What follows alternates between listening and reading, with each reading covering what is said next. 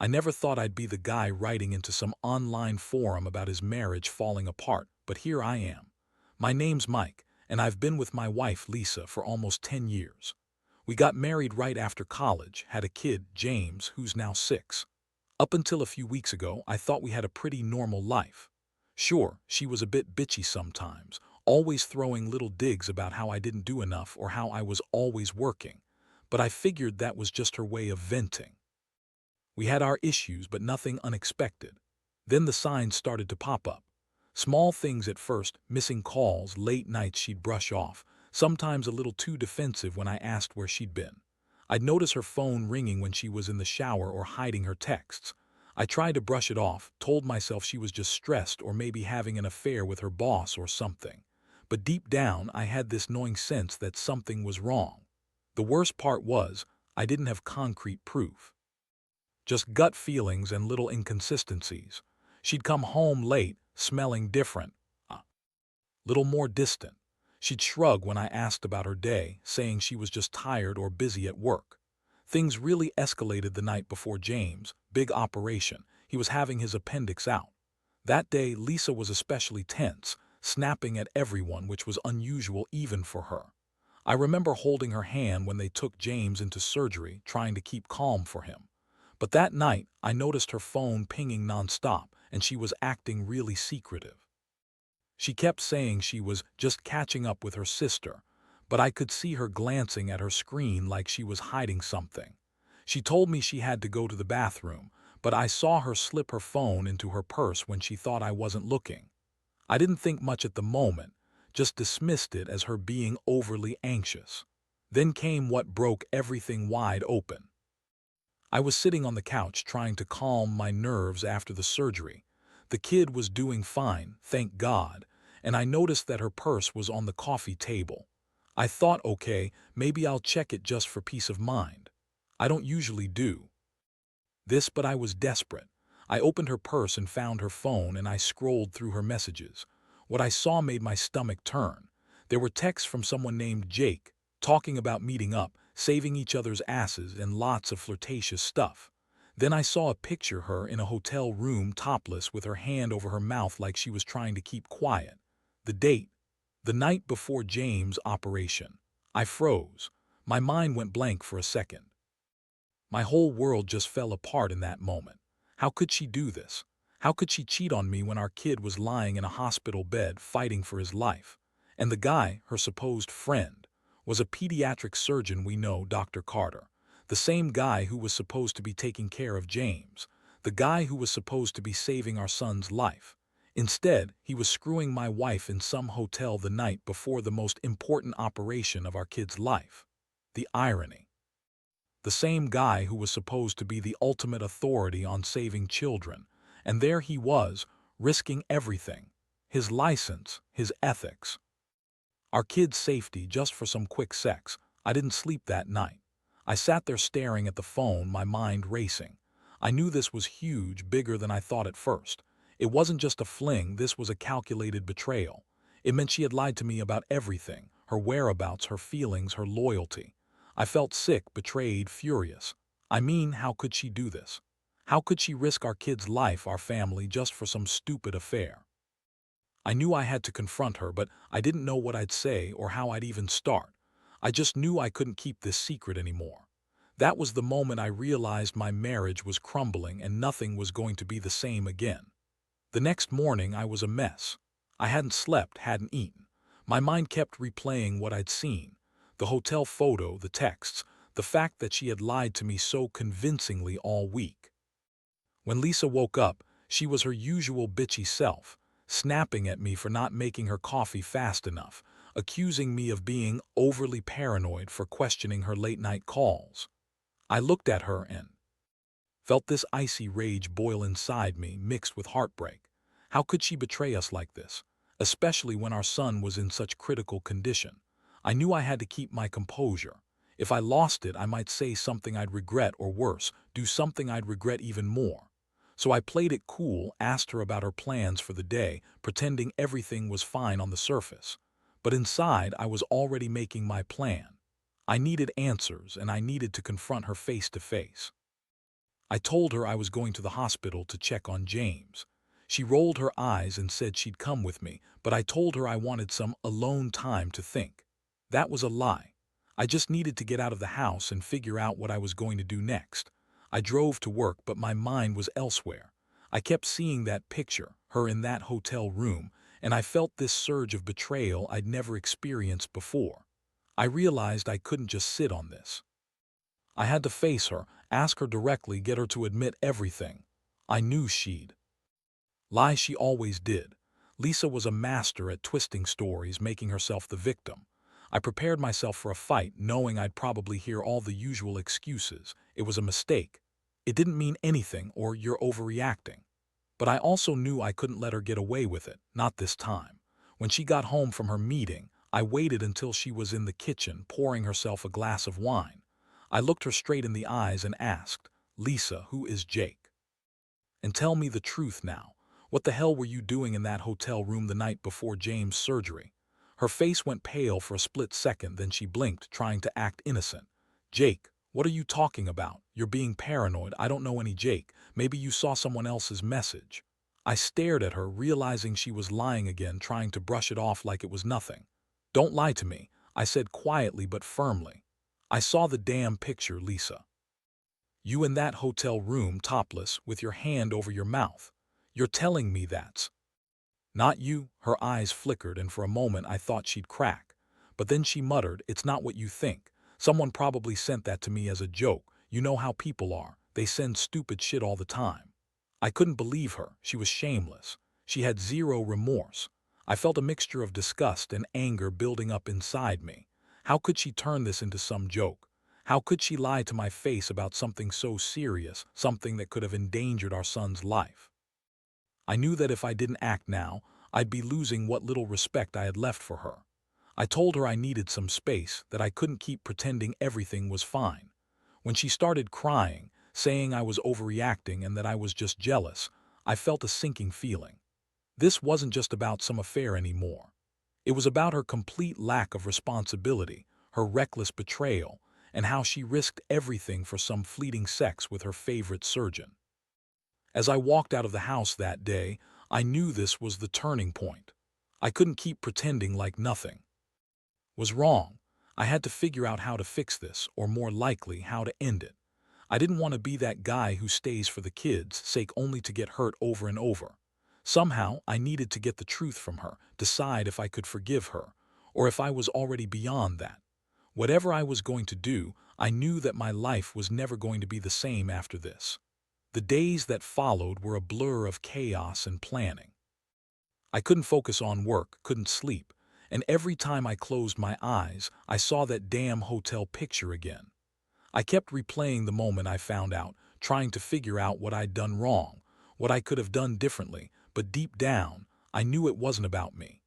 It was about her being a selfish, reckless bitch who threw everything away for some stupid affair. I was angry at her, at Jake, at myself for not noticing sooner, and most of all, at the fact that our kid's health had become collateral damage in her sick game. I knew I had to confront her again, but this time I wanted to be prepared.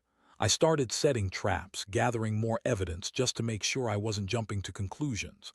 I installed hidden cameras in the living room, just in case she tried to deny everything again.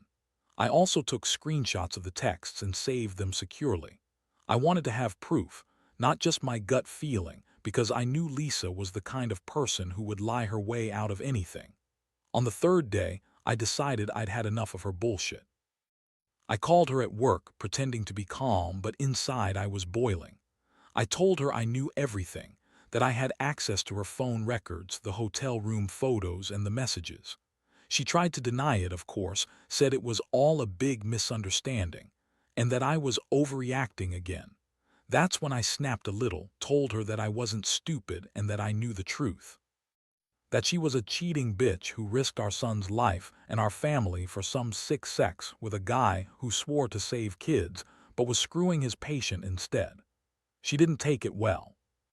She hung up on me, screaming that I was crazy, that I was making all this up, that she loved me and our kid and this was just a moment of weakness. I couldn't believe her lies. The woman who claimed to be so committed was out screwing around with someone who was supposed to be protecting our son's life. The irony was almost too much. The same doctor who was supposed to be the ethical one was risking everything for a quick fuck. That night, I sat in my office, staring at the evidence I'd collected. I knew I had to do something drastic. I couldn't just walk away, at least not without making sure she paid for what she'd done. I decided I'd have a talk with Jake, the surgeon, face to face. I wanted to see what kind of man he was, if he even cared about the damage he was causing. I found his number and sent a message. "We need to talk, now. It's about your relationship with my wife." I was shaking as I hit send, knowing that whatever happened next, my life was about to change forever. The next afternoon, I met Jake at a quiet cafe downtown. He looked nervous but tried to act confident. I didn't waste time beating around the bush. I told him I knew about him and Lisa. I told him about the hotel picture, the texts, everything. His face went pale. He tried to deny it at first, but I cut him off. I told him I knew he'd been screwing my wife for weeks, maybe months. That he had risked our kid's life twice, once when he was in that hotel, and again when he performed surgery on him the day after they'd been together. He looked guilty as hell, but he also had this smirk on his face like he didn't think I'd actually come after him.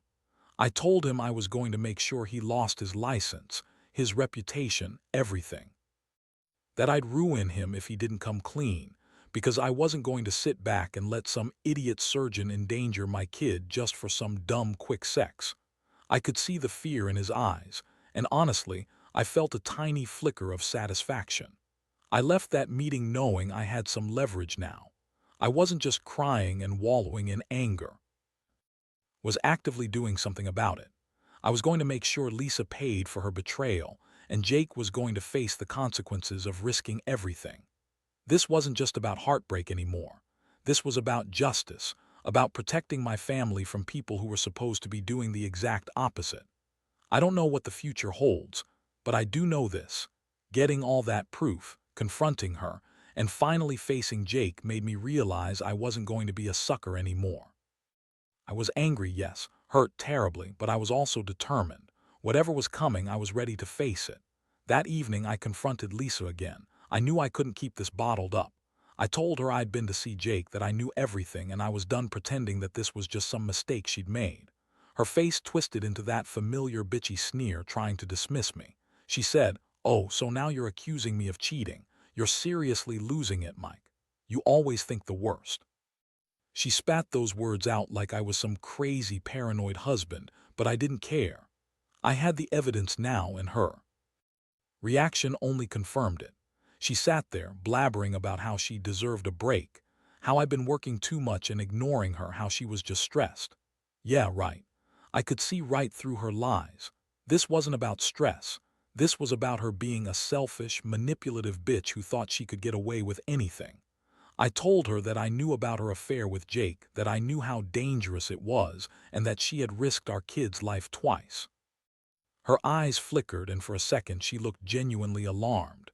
Then she snapped, "You're crazy. You're making this up. Jake's a good guy and I didn't do anything wrong." I couldn't believe her. The way she lied so effortlessly, like she was convincing herself more than me.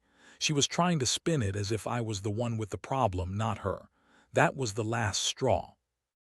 I told her I was done, that I didn't want to be married to someone who would screw around with our kid's doctor, endanger everyone just for her own selfish pleasure. I said I wanted a divorce, starting that night. She looked furious, then tearful, then angry again, calling me all kinds of names, controlling, paranoid, jealous. She said I was overreacting, that she still loved me, and I was throwing everything away over some stupid pictures. I didn't listen. I saw her face twist into that familiar sneer, that "I'm the victim" look she always had when she was cornered. That made me realize she was never going to admit what she'd done, never going to take responsibility. She was going to keep lying, keep twisting the truth, because that's what she did best. But I had enough. I told her I'd be staying at my buddy Mark's place for a while, that I needed space to clear my head. I left her there, seething and crying, but I didn't care anymore. I knew I had to get out, for my sanity, for my kid. That night, I stayed up reading everything I could find about infidelity, about betrayal, about how to pick up the pieces after something this big. I knew this was going to destroy our marriage, but I also knew I couldn't let her keep gaslighting me or endangering our son. I thought about what she'd done, how she'd lied to my face, how she'd risked everything for some quick sex. It was almost like she didn't care about the consequences, about how her actions could have killed my kid. That realization made me more furious than ever. I decided I was done playing her game. I was going to file for divorce, but I also wanted to make sure she understood that this wasn't just about betrayal. It was about ethics, morality, responsibility. She'd never face real consequences if I just let her walk away. So I started gathering everything: texts, photos, hospital records, even her phone logs. I knew I could use this to get full custody, or at least to make her see how serious I was. I wanted her to realize that her selfishness wasn't just a slap in the face. It was a threat to our family's safety. I've never felt this kind of anger, this kind of heartbreak. I'm still in shock that the woman I loved, the woman I trusted for so long, turned out to be this person. But I also feel a strange sense of relief, because now I know the truth. Now I see her for what she really is, and I'm finally ready to do whatever it takes to protect what's left of my family, even if it means tearing everything down first. The days after that were a whirlwind. I called a lawyer, started the paperwork for divorce, and moved my stuff out of the house. I wanted out, not just physically but emotionally. Every time I looked at her, I saw the woman who had betrayed everything we built, our marriage, our family, over some stupid affair. The worst part was, she still refused to admit what she'd done, still insisted it was all a misunderstanding. She kept crying and begging, trying to lie her way into my good graces, but I wasn't falling for it anymore. I also made sure to keep a close eye on her. The cameras I installed caught her sneaking around, trying to hide her phone, hiding her lies behind that bitchy attitude. I knew she was probably planning some last-minute cover-up, but I had enough evidence now. I showed all of it to my lawyer, who told me I had a strong case for full custody, especially considering how her reckless actions endangered our son twice over. That made me feel a little better, knowing I was doing everything I could to protect James from her insanity. Meanwhile, I couldn't ignore the way I felt. The anger, the sadness, the betrayal, it all hit me hard. I'd loved Lisa, or at least I thought I did. Now I saw her for what she really was, a selfish, manipulative person who didn't care about anyone but herself. The worst part was, I kept questioning myself. Had I missed the signs? Was I blind to how cold and calculating she'd become? I kept replaying moments from our marriage, trying to see if I'd missed the clues, but honestly, it was easier just to focus on the present and plan my next move. One thing I realized was that I wasn't going to let her manipulate me anymore. I was done being the good guy who turned the other cheek. I'd been patient, I'd been trusting, but her actions had crossed a line that couldn't be blurred anymore. I started to see how toxic she'd become: bitchy, manipulative, and completely indifferent to the consequences of her actions. I had to get out before she dragged me down even further. I also reached out to some of her friends, people I thought I could trust, to get their perspective. Turns out she'd been telling everyone I was crazy, that I was controlling, that I'd lost my mind over some minor issue. I wasn't surprised. That's her pattern: gaslighting, twisting stories, making herself look innocent. But I knew the truth. I had the evidence, and I was going to use it. Then came the moment I'd been dreading: the custody hearing. I was nervous but determined. I knew I had a strong case, especially after all the evidence I'd collected. I sat across from her in that courtroom, watching her try to act innocent, her bitchy attitude hiding her guilt. When the judge asked about her relationship with Jake, she tried to deny everything, but I presented the texts, the hotel photo, the hospital records showing how her reckless affair could have endangered our kid. The judge looked at her with disgust, and I saw her deflate a little. She realized she wasn't going to get away with it this time. In that moment, I felt a strange mixture of relief and anger. Relief because I was finally taking control, protecting my son, standing up for what was right. Anger because it had taken So much pain to get here, so much betrayal to finally see her true colors. I knew I couldn't fix what was broken, but I also knew I had to move forward for myself and for James. I couldn't let her destroy everything we had left. I was done being the victim. Now I was the one in control. Looking back, I've learned a lot from all this. Trust is fragile, and sometimes people surprise you in the worst ways. But I also learned that resilience is stronger than betrayal. I might have lost my marriage, but I gained clarity. I see her for who she really is, and I know I'll never let her do this again. Not to me, not to my kid. I'm finally starting to heal, and honestly, I don't think I could ever trust her again. She's crossed a line that can't be uncrossed. The future's uncertain, but I know one thing. I'm done being the fool. The courtroom aftermath was a relief, but it also left me with a heavy heart. Seeing her try to deny everything, knowing she was still lying even as the evidence was laid bare, was almost laughable. But I was. Laughing, I was numb. The judge made her admit to the affair, to the risk she'd taken with our son's life, and to her blatant lies in court. The custody arrangement was set in my favor, which honestly was a small victory compared to everything else. Still, it felt like a start, a step toward reclaiming my life and protecting James from her reckless bullshit. After the hearing, I moved out of the house. I didn't want to be there anymore, not with her lurking around, pretending everything was fine. I bought a small apartment nearby where I could focus on rebuilding. Every day I felt the weight of betrayal lift a little. I was finally free from her toxicity, from her lies, from the constant feeling that I was walking on eggshells.